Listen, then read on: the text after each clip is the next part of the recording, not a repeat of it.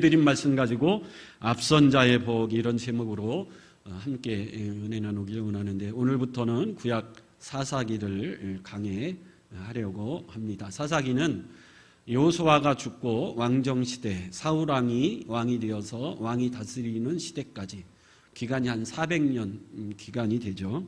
그 400년의 기간 동안 사사들이 이스라엘을 다스렸던 시대라 그래서 사사기라고 부릅니다. 사사들이라는 말은 히브리어 말로 쇼페팀이라는 말인데 재판관, 최고 지도자, 구원자라는 뜻을 가지고 있습니다. 하나님이 선택한 사사들은 평상시에는 가장 중요한 역할이 재판관, 백성들의 재판을 하는 재판관 역할을 했다라는 거죠. 그래서 다른 성경에는 사사기라고 하지 않고 판관기라 그렇게 번역한 성경도 있습니다. 외적이 쳐들어왔을 때는 백성들을 이끌고 나가 외적을 무찌르는 역할을 했고, 또 이미 적들이 쳐들어와서 적들에게 압제를 당하고 있을 때에는 백성들을 이끌고 적들을 쫓아내는 해방자, 구원자 역할을 했던 사람이 사사입니다. 그래서 정치, 군사, 행정의 최고 지도자로서 이스라엘을 다스렸던 사람이 사사라 그렇게 이야기할 수 있죠. 원문 성경에는 책 제목이 없습니다. 창세기, 출애굽기, 레위기 이런 제목이 없어요. 이런 제목들은 우리나라가 한글로 성경을 번역하면서 붙인 책 제목이죠. 사사기라고 하는 이 제목도 원래는 한자입니다. 한문 성경에 사사기라고 이름 붙인 그대로로 갖다가 이름을 붙였는데, 선비사자, 가르칠 사자, 그래서 사사기죠. 사사기는 한문 성경에 의하면 평상시에 백성들을 가르치고 하나님 말씀으로 잘 인도했던 사람, 이제 그런 사람이 사사라 그래서 사사기라 이름을 붙였죠. 사사기의 대부분 내용인 전기적, 위인전기 같은 내용들입니다. 그래서 쉽고 또 읽다 보면 재미있는 내용들도 많이 나와 있습니다. 사사기에는 12명의 사사들이 등장을 하죠. 근데 원래는 좀 더 되죠.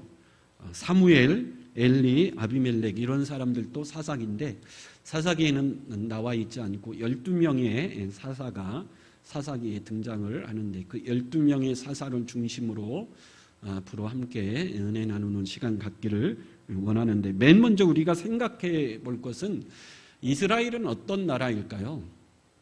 이스라엘은 참 이상한 나라죠. 보통 세상 나라들은 사람들이 모여서 사람들의 요구에 의해서 나라가 세워지는데, 이스라엘은 그렇지 않습니다. 이스라엘은 하나님의 요구에 의해서 하나님이 세우신 나라가 이스라엘이죠. 어느 날 하나님이 갈대아 우르에 살고 있던 아브라함에게 나타나셔서 내가 너를 선택했다 그러죠. 그리고 너의 후손들을 통해서 내가 나라를 세우겠다 그렇게 약속하시고, 그 약속대로 아브라함의 후손들을 통해 하나님이 직접 세우신 나라가 이스라엘이죠. 근데 그 이스라엘을 세우면서도 아주 독특한 계기 하나를 하나님이 갖죠. 다른 나라에는 없는 계기. 어린 양의 희생을 통해서 세워진 나라가 이스라엘입니다. 애굽에서 종살이하던 이스라엘을 하나님이 구원하여 이스라엘을 세우기 원하셨는데, 애굽에서 종살이하던 이스라엘을 구원하기 위해서 필요했던 것이 어린 양의 희생이죠. 그래서 이스라엘의 독특한 두 가지 점은 사람들이 세운 나라가 아니고 하나님이 세운 나라이고, 그 나라가 세워지기 위해서 어린 양이 피 흘려 희생된 그 기초 위에 세워진 나라가 이스라엘이다 그렇게 이야기할 수 있습니다. 그래서 세상 나라들은 그 나라를 세우기 위한 건국 신조 조상들이 있죠. 고려는 태조 왕건이 세웠고 조선은 이성계, 나라를 세우는 건국의 아버지들이 있고 그 나라를 세우기 위한 영웅들, 위인들이 있죠. 그래서 그 영웅들을 찬양하고 그 영웅들의 전기를 많이 자랑을 합니다. 그런데 이스라엘은 그렇지 않죠. 하나님이 세운 나라이기 때문에 이스라엘은 자랑해야 될 게 누구밖에 없는 거죠. 하나님을 자랑할 수밖에 없고, 또 어린 양의 희생을 자랑할 수밖에 없는 나라, 그런 나라가 이스라엘이었다라는 거죠. 이스라엘은 가나안 땅에 세워졌습니다. 적과 꿀이 흐르는 축복의 땅인데 여러분, 왜 가나안 땅이 젖과 꿀이 흐르는 축복의 땅일까요?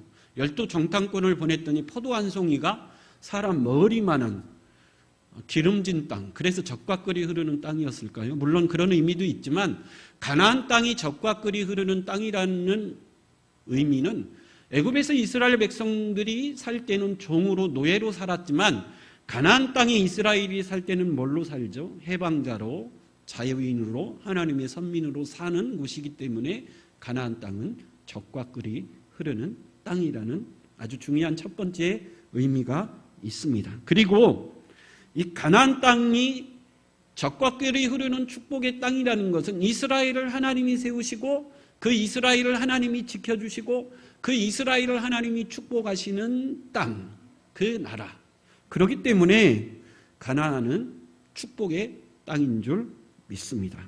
이스라엘 백성들이 가나안 땅에서 하나님만 섬기고 하나님 말씀에 온전히 순종하기만 한다면 하나님은 항상 그 백성들을 지켜주실 것이고 하나님은 항상 그 백성들을 축복해 주시고 보호해 주실 겁니다. 그런 의미에서 가나안 땅은 축복의 땅입니다. 근데 이스라엘 백성들이 하나님 말씀에 순종하지 않고 하나님을 떠나 우상을 섬긴다면 가나안 땅만큼 먹고 살기 힘든 땅이 또 없어요. 지리학적으로 우리나라도 그렇지만 이스라엘은 전쟁에 휩싸일 수밖에 없는 아주 전쟁의 가장 요충지에 자리 잡고 있었기 때문에 그들이 하나님 말씀에 순종하지 아니해서 하나님 말씀에 불순종하면 하나님이 그들을 지켜주지 않으면 가나안 땅에서 이스라엘 백성들은 모진 시련과 고난 가운데 살 수밖에 없는 땅이 가나안 땅이에요.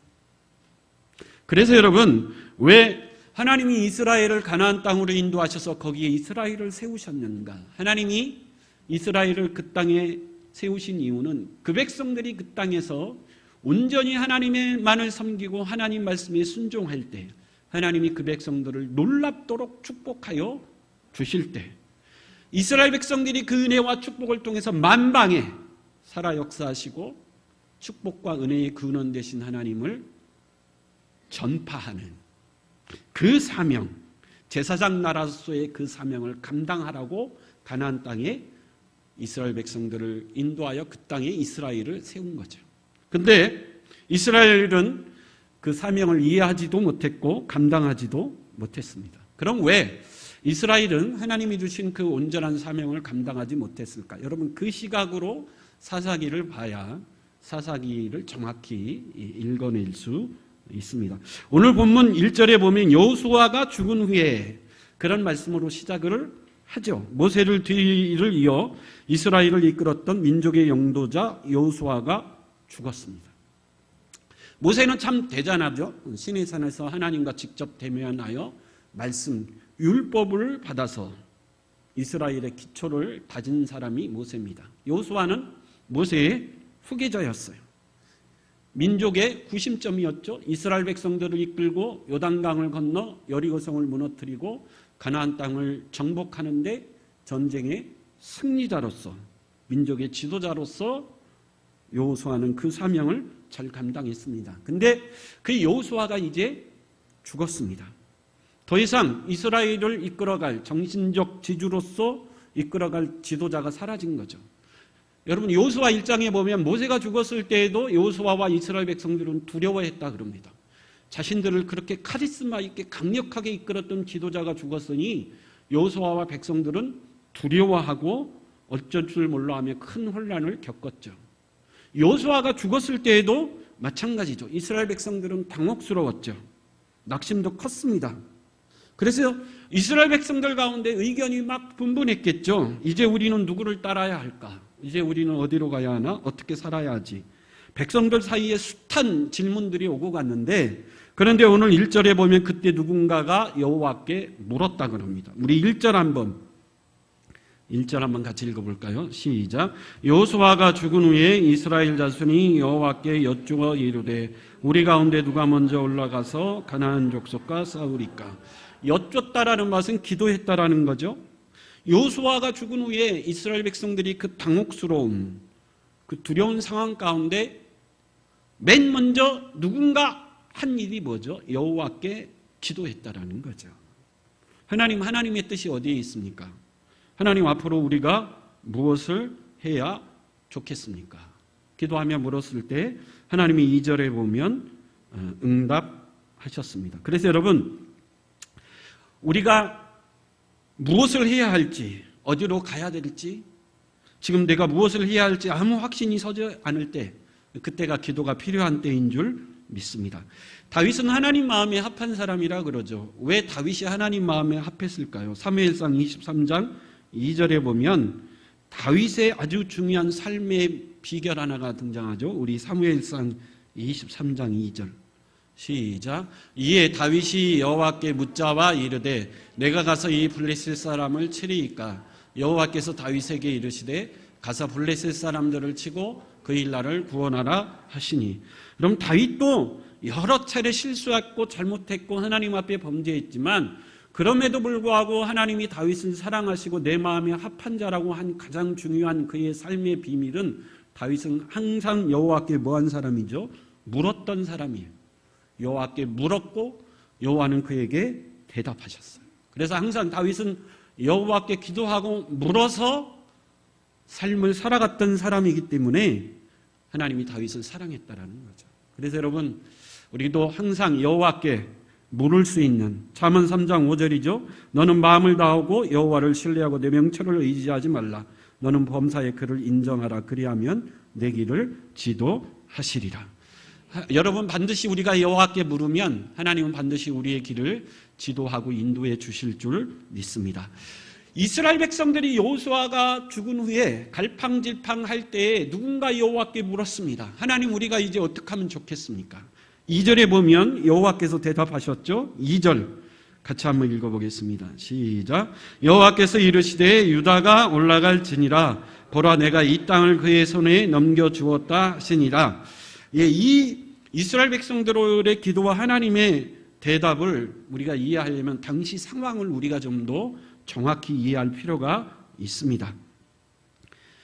여호수아가 가나안 정복 전쟁을 마치고 12지파별로 땅을 분배했어요.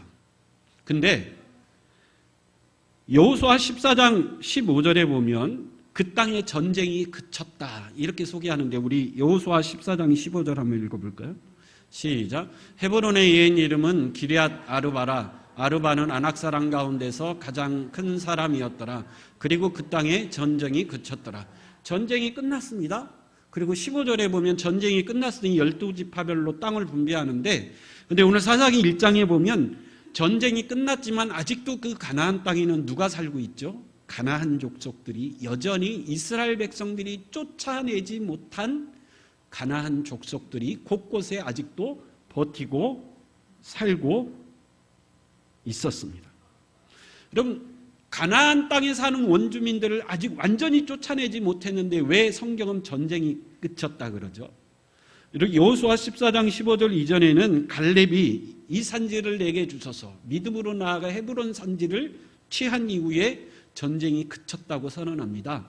이 말의 의미는 아직도 가나안 땅에 많은 가나안 족속이 남아있지만 갈렙처럼 너희들이 믿음만 있으면 얼마든지 이 남은 가나안 족속을 너희들이 쫓아낼 수 있으니 전쟁이 그쳤다. 성경이 그렇게 선언하고 있는 거죠. 그래서 여러분, 여호수아가 죽은 후에 이스라엘 백성들이 갈팡질팡하고 두려워했던 이유는 이 남아있는 가나안 족속들을 도대체 어떻게 누가 나아가 이 남은 가나안 족속을 쫓아낼 수 있을까? 그 두려움이 있었던 거죠. 대표적으로 5절에 보면 아도니 베섹이라는 사람이 아주 대표적이었어요. 이 사람들은 굉장히 잔인하고 용맹스러웠죠. 7절에 보면 이 사람들이 한때 70명의 왕들을 정복하고 그 왕들의 엄지발가락과 엄지손가락을 자르고 개처럼 왕의 상에서 떨어지는 부스러기를 먹게 하는 아주 잔인한 사람들이었어요. 그래서 아직도 저 아도니 베섹같이 용감하고 잔인한 가나안 족속들이 남아있는데 여호수아가 죽었는데 도대체 우리를 누가 이끌고 저 아도니 베섹과 도대체 누가 싸워서 저들을 온전히 쫓아낼 수 있을까? 그래서 이스라엘 백성들이 혼란스러워했고 두려워했던 거죠. 그래서 여호와께 물은 겁니다. 하나님, 이 상황 가운데 우리가 어떻게 했으면 좋겠습니까? 그랬더니 여호와가 대답하죠. 누가 앞장서서 올라가라고요? 유다 지파가 앞장서 올라가 싸우라. 그렇게 여호와가 말씀하셨습니다. 그러면 이스라엘에 12지파가 있었는데 하나님이 왜 하필 유다 지파를 앞장 세웠을까요? 성경에 보면 유다 지파는 항상 앞장서는 지파였습니다. 민수기 2장에 보면 이스라엘 백성들이 출애굽을 해서 광야를 40년 행군하는데 가장 앞장선 지파가 누구라고요? 유다 지파였다. 여러분, 앞장섰다라고 하는 것은 희생을 감수해야 되는 거예요. 고통을 감수해야 되는 거죠. 광야에 그 모진 모래바람을 가장 앞장서서 온몸으로 막아내야 되는 사람이 가장 앞장선 지파였다라는 거죠. 근데 40년 내내 누가 앞장섰다고요? 유다 지파가 이스라엘의 맨 앞에 서서 그 모진 비바람을 온몸으로 막아내는 역할을 40년 동안 감당했다라는 거죠. 그 일을 하기 위해서는 희생해야 되죠. 희생을 감수해야 됩니다. 그래서 여러분, 유다 지파 중에 불평불만했겠죠. 왜 우리 유다 지파만 앞장서느냐? 우리도 두 번째 아니면 맨 끝에 편안히 가고 싶다. 그래도 유다 지파는 꿋꿋하게 40년 동안 이스라엘의 맨 앞에서 희생하며 앞장선 지파가 유다 지파였다는 거죠. 또 유다 지파는 전쟁할 때도 가장 앞장섰습니다. 여호수아가 이스라엘 백성들을 데리고 요단을 건너 가나안을 쳐들어가는데 여호수아가 가장 앞에 누가 서라 그러죠? 유다 지파가 서라. 그래서 유다 지파는 가나안 정복 전쟁 때에도 가장 앞장서서 싸웠던 지파가 유다 지파입니다. 여러분, 전쟁에서 가장 앞장섰다라는 것은 가장 죽을 확률이 가장 뭐하다라는 거죠? 높다라는. 베트남 전쟁 때 소대장이나 중대장들이 가장 힘들어했던 게 뭐죠? 천병으로 누구를 앞장 세우는. 천병은 우리 부대에 앞장서서 가는 사람을 천병이라 그래요. 소대가 가면 천병 분대가 앞장서고 중대가 가면 천봉 소대가 가장 앞장서서 갑니다. 그러면 가장 앞장서서 가는 군인은 뭐 할 확률이 가장 높죠? 죽을 확률이 가장 높은 거예요. 적이 매복해 있다가 공격하면 가장 먼저 총 맞아 죽을 확률이 가장 높죠. 또 부비 트랩이 있으면 그 부비 트랩에 걸려 가장 먼저 죽어야 될 사람이 누구죠? 천병이에요. 저격수가 숨어서 총을 쏜다 그러면 가장 먼저 누가 죽는 거죠? 가장 앞장선 천병이에요. 그래서 우리나라 군인들이 뭘 제일 하기 싫어할까요? 네, 천병이 돼서 앞장서는 걸 제일 싫어해요. 그런데 소대장이나 중대장은 누군가는 앞장서 천병으로 세워야 되잖아요. 그게 제일 힘들었더라. 전쟁에서 앞장선다라는 것은 두려운 일이에요. 가장 먼저 죽어야 되는 희생을 감수해야 돼요. 근데 유다 지파는 가나안 정복 전쟁 때 가장 먼저 뭐 했다 그러죠? 앞장섰다 그래요. 하나님이 오늘 본문에도 저 잔인한 아도니 베셋과 싸워야 되는데 어떻게 합니까? 하나님이 뭐라 그러죠? 유다 지파가 앞장서라는 거죠. 또 창세기 44장에 보면 애굽에 총리로 있던 요셉에게 자신의 형들이 휴경년이 들어서 먹을 것을 가지러 왔어요. 서로 요셉을 몰라봤지 요셉은 자신의 형들을 알아보는데. 근데 자신의 형제들 중에 자신의 친동생 누가 있죠? 베냐민이 있는 거예요. 베냐민이 라헬이라는 여인의 아들 둘이죠. 요셉과 베냐민. 어머니가 같은 유일한 친동생이 베냐민. 그래서 요셉이 내 친동생 베냐민만큼은 내가 데리고 나와 함께 있고 싶은 마음에 계략을 꾸미죠. 그래서 그 계략에 베냐민이 딱 걸려들었습니다. 그래서 요셉이 뭐라 그러죠? 베냐민, 너는 내 은혜를 원수로 갚았으니 너는 아마 내 종이 되라. 나머지는 가라 그래요. 그때 여러분 나선 사람이 누구죠? 유다입니다. 유다는 넷째 아들이거든요. 유다가 나서서 뭐라 그러죠? 안 됩니다. 이 베냐민이 가지 못하면 우리 아버지 야곱은 죽습니다. 저 베냐민 대신 내가 당신의 종이 될 테니 베냐민을 보내주십시오. 자신을 희생하는 거죠. 그랬더니 창세기 45장에 요셉이 이 유다의 말을 듣고 비로소 통곡했다 그래요. 왜 통곡한 거죠? 유다가 책임지고 베냐민 대신 자신이 종이 되겠다 희생하는 모습을 보고 여러분 형들에게 왜 분노심이 없었겠습니까? 자신을 노예로 판 분노심. 그 분노심이 유다의 모습을 보고 다 뭐 한 거죠? 사라진 거예요. 형들이 비로소 용서가 된 거예요. 그래서 통곡했다 그래요. 유다 지파는 유다의 후손들이 유다 지파 아닙니까? 책임지고 희생할 줄 아는 사람이 유다 지파 지파였다라는. 이스라엘의 대표적인 두 지파 그러면 북쪽에는 에브라임 지파, 남쪽에는 유다 지파입니다. 이 두 지파가 이스라엘을 대표하는데 근데 하나님의 축복을 가장 많이 받았던 지파는 에브라임 지파예요. 왜 그렇죠? 에브라임은 야곱의 아들이 아닙니다. 에브라임은 누구의 아들이죠? 요셉의 아들이죠. 므낫세와 에브라임이 요셉의 아들입니다. 근데 레위 지파가 제사장으로 빠지면서 하나님이 레위와 요셉 대신 누구를 대신 12지파로 집어넣는 거죠? 요셉의 아들인 므낫세와 에브라임을 12지파로 대신 집어넣는 거예요. 그래서 에브라임은 원래 지파가 될 수 없는데 놀라운 하나님의 영적을 축복을 받은 거죠. 또 야곱이 죽을 때 요셉의 두 아들을 데리고 오라고 그래요. 므낫세와 에브라임. 성경은 항상 오른손은 축복의 손이고 전능의 손입니다. 그래서 오른손으로는 누구를 축복해야 되죠? 장남인 므낫세를 축복해야 되고 왼손은 차남인 에브라임을 축복해야 되는데 야곱이 기도할 때 어떻게 기도했다 그러죠? 손을 엇갈려 기도했다 그래요. 그래서 오른손으로 차남의 에브라임, 왼손으로는 장남인 므낫세를 축복했다 그래요. 요셉이 보고 깜짝 놀랐죠. 아버지 바뀌었습니다. 오른손으로는 장남 므낫세를 축복하시고 왼손으로는 차남 에브라임을 축복해 주십시오. 근데 야곱이 뭐라 그래요? 나도 다 안다. 그렇지만 이게 하나님의 뜻이다. 그래서 여러분 에브라임은 차남으로 태어났지만 장남의 축복을 받았고 12지파에 들어갈 수 없었지만 12지파에 들어갈 수 있는 엄청난 축복을 받았어요. 그리고 땅을 분배받을 때에도 에브라임 지파는 가장 노린다 땅, 가나안 땅이 가장 정중앙의 땅을 분배받았습니다. 영육간의 놀라운 축복을 받았죠. 근데 에브라임 지파의 특징은 뭐죠? 헌신하고 희생하는 일에는 나서지 않습니다. 절대 나서지 않습니다. 나중에 우리가 보겠지만 사사기 7장 8장에 보면 기드온이 전쟁하러 나갈 때 에브라임 지파는 빠집니다. 근데 언제 나서죠? 기드온이 전쟁의 승리에 돌아와 공치사할 때 에브라임 지파가 비로소 뭐 하는 거죠? 나서는 거예요. 굉장히 얄미운 지파가 에브라임 지파입니다. 근데 유다 지파는 그러지 않았어요. 유다 지파는 이스라엘이 힘들고 어려울 때 누군가 희생이 필요할 때 가장 앞장섰던 지파가 바로 유다 지파입니다.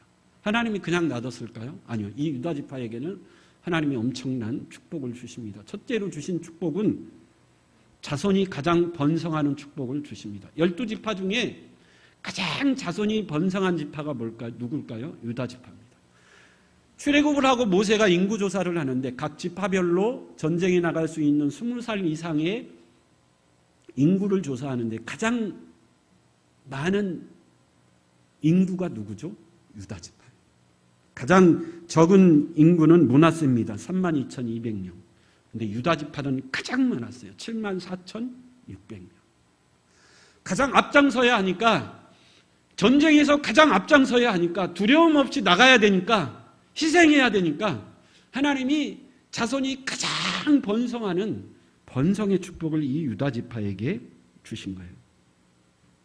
인구조사를 하라 그러는데 모세가 싫다 그러죠. 그때 하나님이 성경에는 안 나와 있는 유대인들이 갖고 있는 그 성경 말고 미드라시라고 하는 성경 주석책이 있어요. 그때 거기에 나오는 건데 모세가 귀찮고 힘들고 싫다 그러니까 하나님이 이렇게 예화를 드셨다 그러죠. 어느 보석 장사가 있었는데 이 보석 장사가 어느 보석은 막 생각 없이 막 주워 담고 어느 보석은 거의 싸서 귀하게 다루더라. 이 보석 장사가 보석을 팔 때도 어느 보석은 막 파는데 어느 보석은 정말 귀하게 다루면서 귀하게 팔더라.